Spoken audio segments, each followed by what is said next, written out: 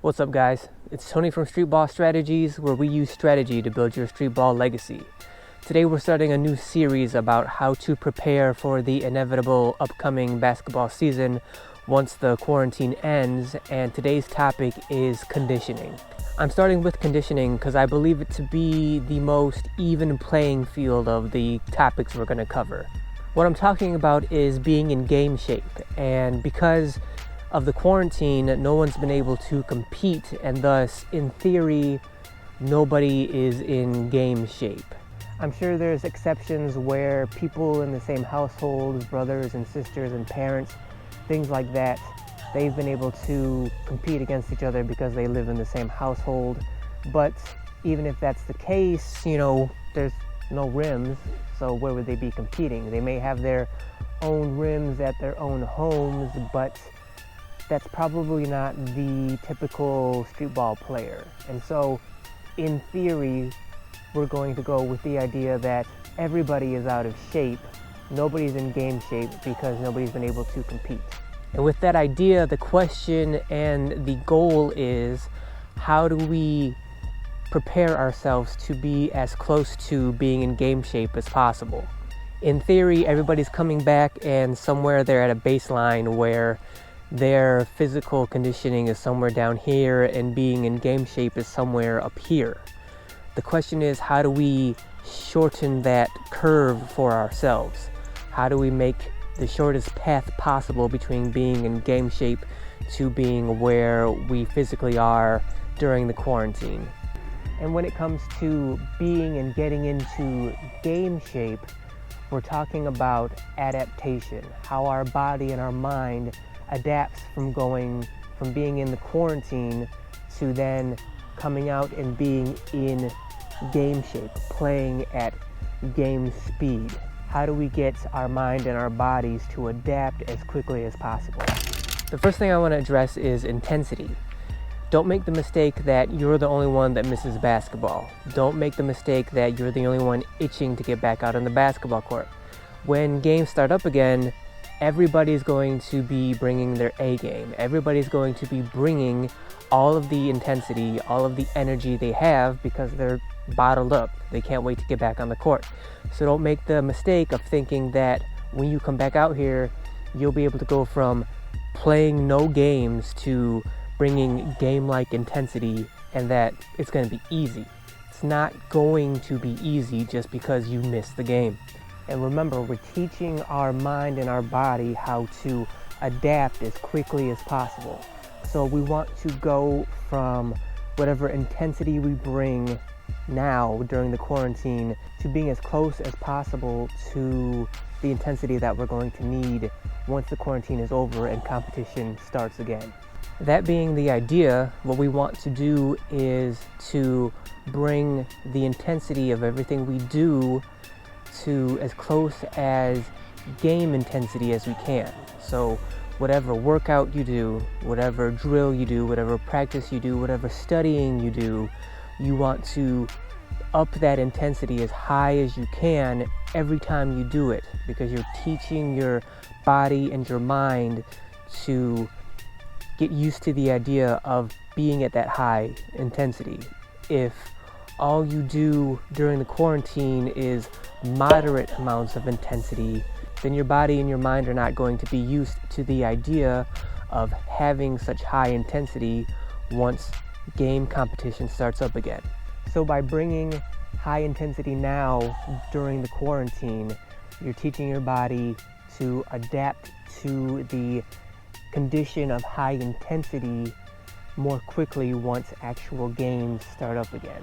And there's no replacement for actually playing in games and bringing that kind of intensity, but your mentality should be whatever you're doing, whether it's physical or mental, you're bringing your intensity as high as you can in order to simulate that as much as you can during the quarantine, so that once it's over, you have a smaller gap between your intensity and game intensity as opposed to your opponents who maybe aren't bringing the intensity and thus have a bigger path to travel between their intensity and actual game intensity. Second of all is variation. Variation is very important because you're teaching your body to do things that it's uncomfortable doing, and more importantly, to adapt to doing things that it's uncomfortable doing. So basically, you're going to do everything you can to mentally and physically get ready for the upcoming basketball season. You're going to do things that you're not used to doing, things that, more importantly, you're uncomfortable doing or afraid to be doing. So for example, if all you ever do is lift weights or do resistance kind of training, and you don't do any kind of cardio because you use playing basketball as your cardio, well, you're not playing basketball now, so start doing cardio. Whatever it is that you don't do normally, start doing. And vice versa, if you don't lift weights and you only depend on basketball to keep you in shape, you never do any kind of resistance training, start resistance training. If you lift weights but you don't do powerlifting or Olympic style lifts, start doing that. If you don't jump rope, start jumping rope.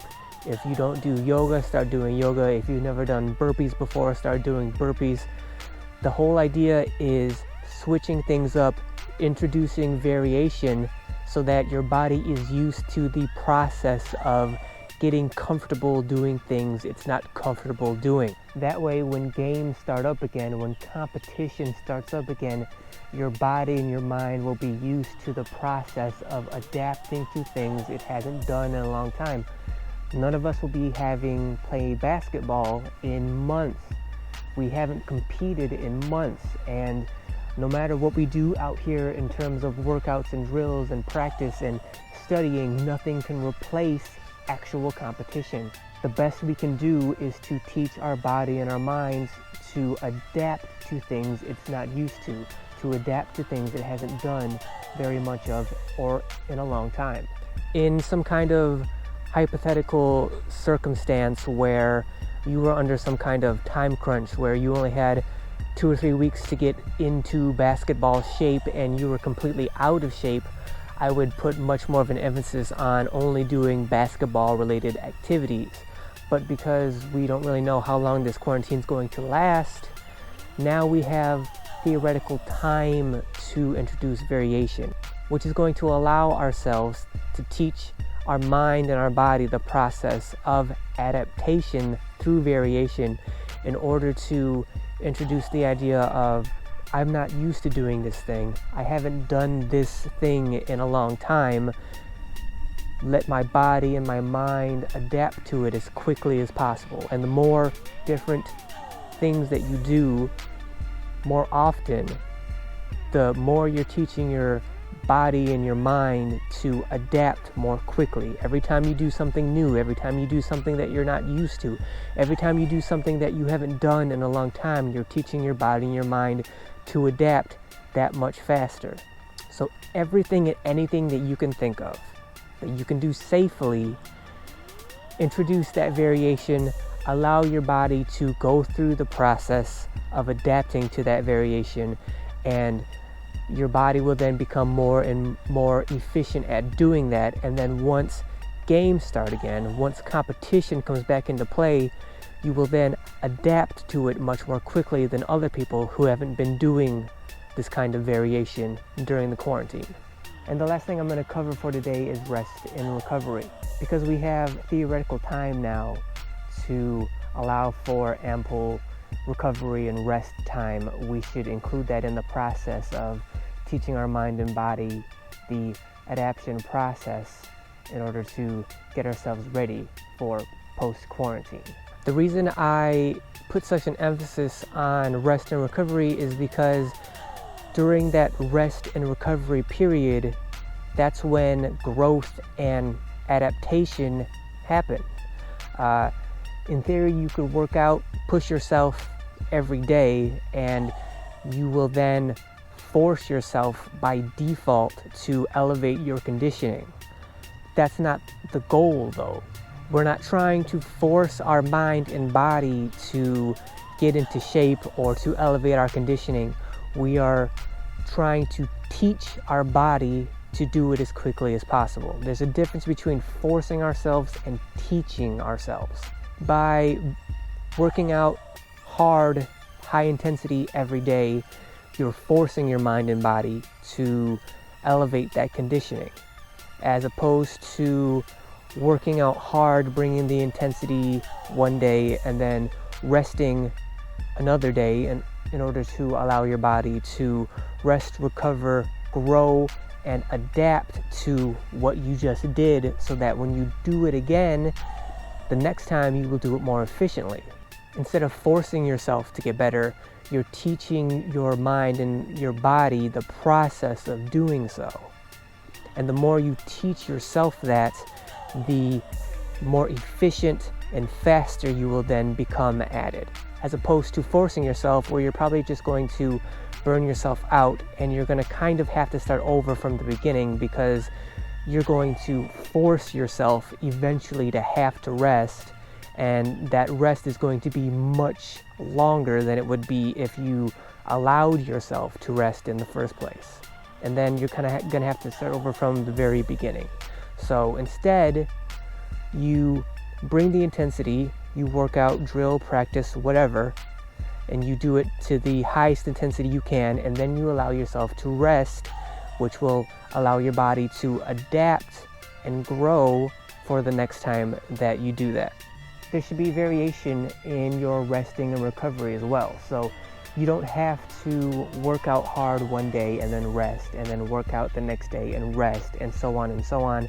You could and should include variation in that as well. So maybe you work out a few days in a row, and then you rest one day, and then you work out again. Or maybe you work out one day, you rest a few days, and then you work out again. So there should be variations in how you rest as well. So there's going to be days where when you're resting, you do nothing. You do nothing physical, you do nothing mental, you just rest. Some days when you have a rest day, maybe you study the game somehow, but that's all you do. Maybe some days when you rest, instead of doing nothing, you take a walk, or maybe you do some yoga, or you do something else that's very moderate instead of only resting. So you should vary how you rest as well, to go along with when and how often you rest. Vary that as well. Just because you're resting doesn't mean you're not teaching your body and your mind how to adapt to that process. And the more variation you throw into how and when and how often you rest, the more you vary that, the more you're going to be teaching your body to adjust and adapt to it more quickly. And once competition starts up again, once you're competing on a regular basis again, you're going to find that you tire more easily than you're used to. Not because you're out of shape or anything along those lines, but only because it's been so long and you're not used to competing.